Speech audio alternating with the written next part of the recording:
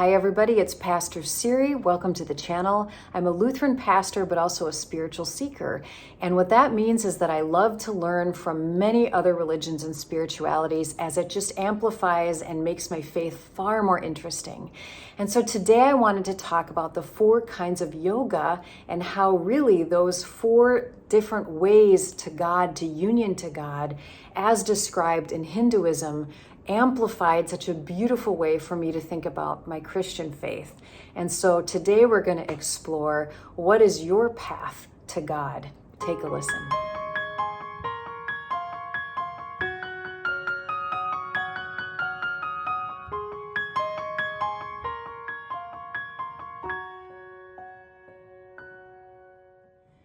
So when most of us think about yoga, we think about the physical exercise, which is asana yoga. And those are different postures that you might do when you are in a class together that ends with shavasana. And that's typically what most of us Westerners would consider yoga. But yoga in actuality actually comes from a word that better means yoke, or to make union with. And so really yoga is just any practice that allows you to find union with God, to yoke yourself with God or your true self. Now here's the thing. In this understanding, we're the ones that feel that we're separate from God. God is not really out there. It's not as if we're trying to convince God how to come down and to be with us. The understanding is that actually God is around us, God is within us, but we are the ones, through ignorance, through this veil of illusion, cannot see and understand that. And in that illusion and in that feeling of separateness, it causes a vast majority of the problems that we have in the world. Because we feel alone, because we feel that we need to prove our worthiness.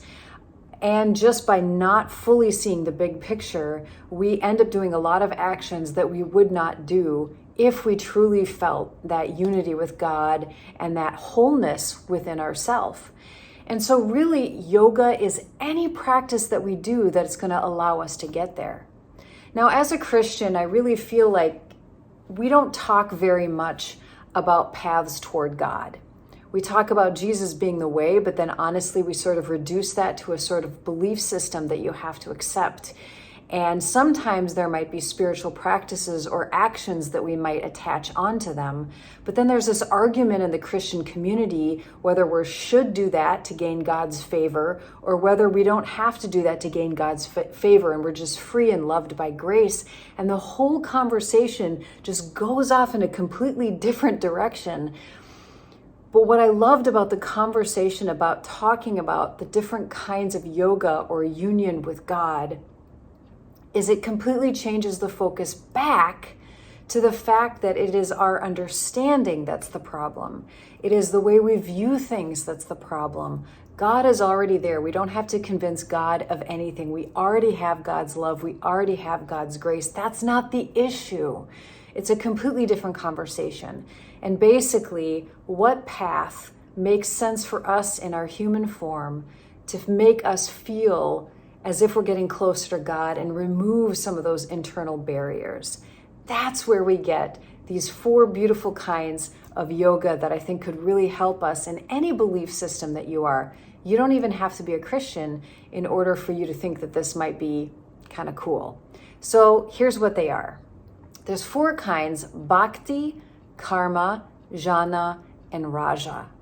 Bhakti Yoga is one of my favorite. It is the yoga of devotion, the yoga of love, the yoga of surrender. Now, there are some very intellectual Lutherans in my life who have often made fun of certain songs in which people sing about how much they love Jesus, and they could be even repetitive sort of songs in which people really emotionally get invested into that music. And sometimes they can make fun of that. It's sometimes called Jesus is my boyfriend music. But when I was reading about Bhakti Yoga, I realized there was validity in some of this. That Bhakti Yoga is this idea of longing for God so intensely, it's like being in love. And by finding an object of your desire, whether it's Jesus or Mary or another saint Or in Hinduism, there might be a particular version of the god or goddess that you feel strongly in love with, that you sing songs to and you light candles to, and you have that image, and it's this deep pulling towards that god, that it's sort of like by seeing your two-ness, your longing is to merge together. And actually, mystics from all over many different traditions have created beautiful, almost erotic poetry.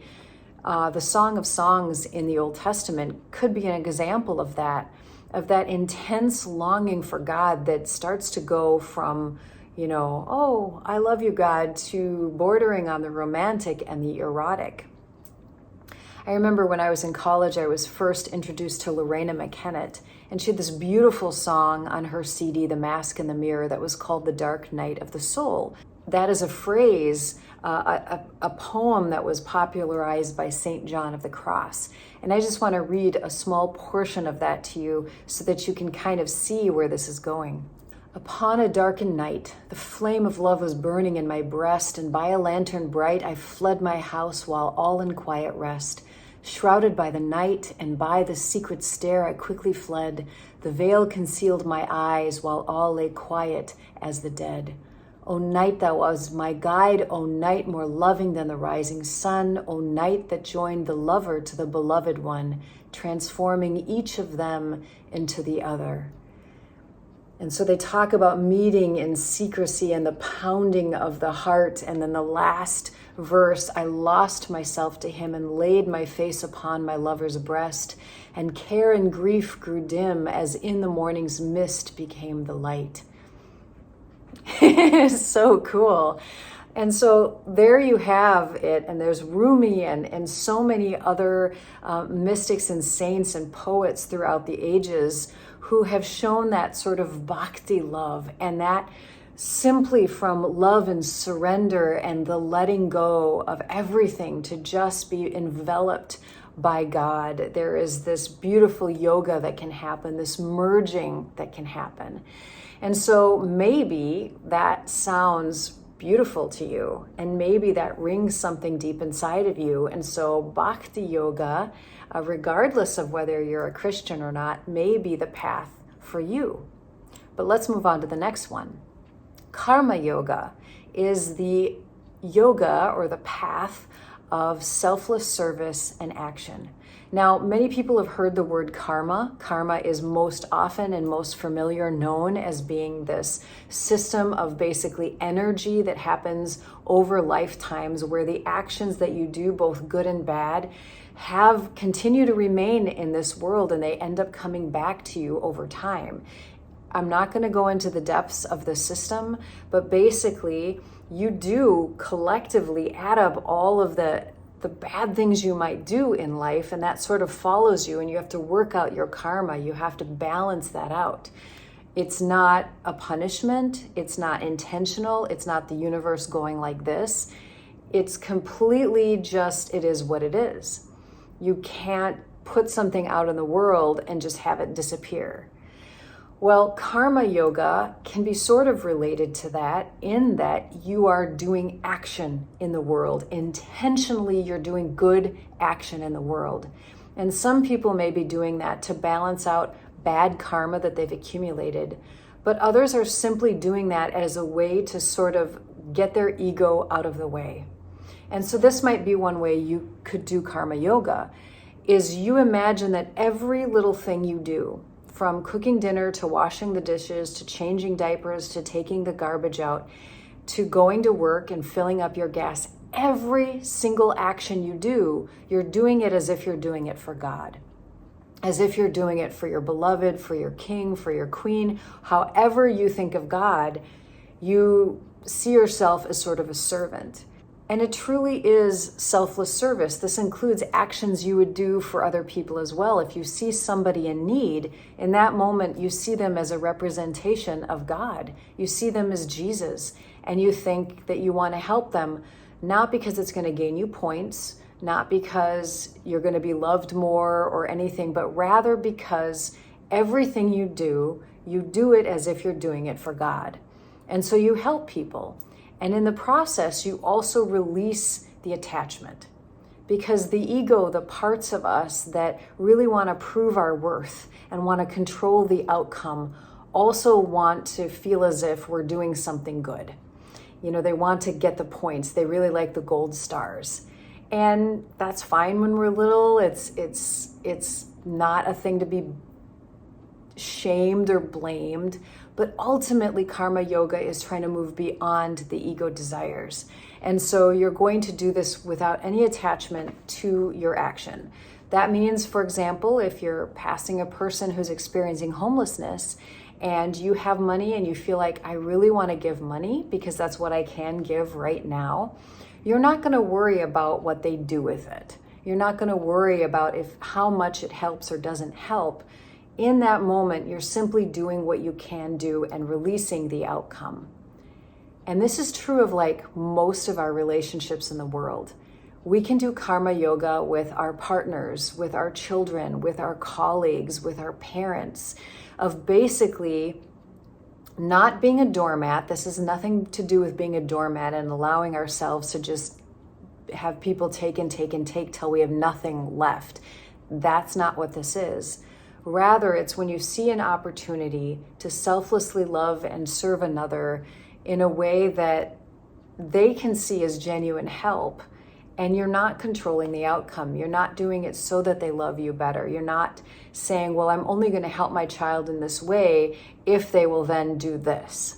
You're releasing all of those outcomes. You're not controlling what's going to happen next. You're simply doing it out of the goodwill of your heart because you love them.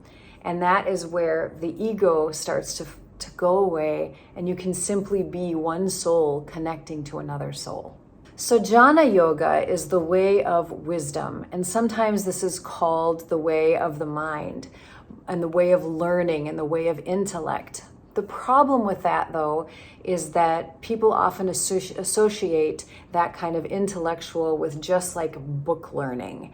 And so if you study scripture, if you memorize scripture, if you go to seminary and you read lots of theology and you can argue and debate theology, that's not necessarily what we're talking about here, because that does stay in the mind, and that's something the ego can cling to very strongly.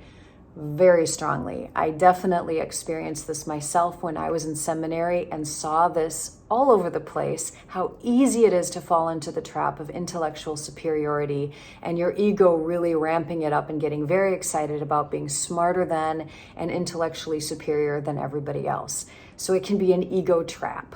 That's not what Jnana yoga is. In Jnana yoga, you're going to have people who, yes, they'll study the scripture, they'll have teachers, they'll listen to podcasts for wisdom.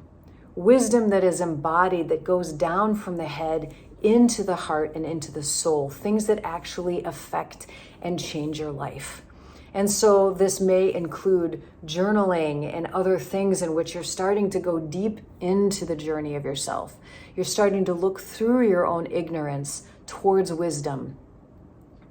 You might use logic, you might use scripture and other pieces, but basically you're trying to peel away the ego through the process of wisdom and intellect and logic. And it's real work. It is not a high horse place in which you stay protected by all of your books, but rather you're using your books as the way towards deeper self-reflection and wisdom and compassion. And finally, we have Raja Yoga. Raja meaning royal. It's often called the royal way.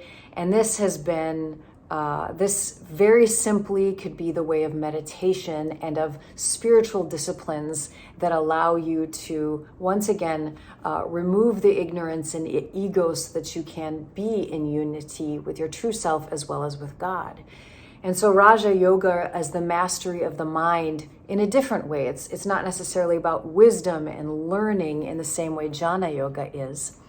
For people who've practiced Raja Yoga, one of the greatest books on that is the Yoga Sutras of Patanjali. And this talks about the 8 limbs of yoga.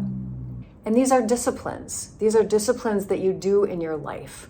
It's not quite like the Ten Commandments, but some people have sort of equated it in that way, where there's sort of rules that you can kind of live by and think about and allow it to work inside you, so that each of these different limbs, as you're working through them, they reveal more and more of what's going inside. And as you remove one barrier over the other, you find closer and closer access to God. And by that, I mean, God is already close to you. God is already right there. It is our perception, it is our ignorance, it is our lack of understanding that is often the barrier. And so what's beautiful about looking at these 4 ways is I think that any religion, any practice that you come from can fall into one of these. And they all lead up to the same mountain. They all lead up to union. One is not better than the other. And you don't have to pick one either. You can say, gosh, for me in particular, I love the Jnana yoga. I love the learning and the scripture and hearing wisdom and letting that really work in me and start moving around down into my heart and getting deep into my subconscious. But I also love Bhakti Yoga. I just love the idea of God as lover and that idea of longing for God in a beautiful way. And so by kind of knowing personally what your spiritual personality is towards devotion with God, towards your path towards God, you can be a little bit more mindful about what works for you, and as well as to see what might be working well for other people.